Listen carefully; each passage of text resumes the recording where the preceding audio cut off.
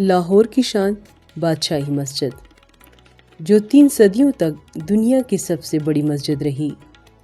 1673 میں اورنگزیب عالمگیر کے دور میں بنی یہ عظیم مسجد سرخ پتھر، سنگ مرمر اور شاندار مغل طرز تعمیر کا بے مثال نمونہ ہے۔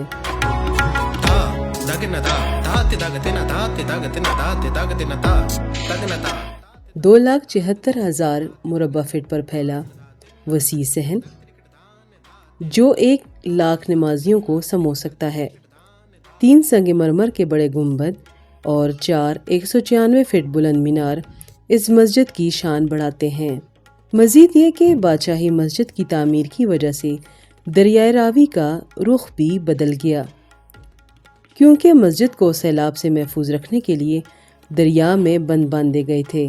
حضوری باغ، عالمگیری دروازہ، رنجیت سنگھ کی سمادہی اور علامہ اقبال کا مزار، یہ سب اس کے گرد واقع ہیں، جو اسے تاریخ، ثقافت اور روحانیت کا مرکز بنا دیتے ہیں۔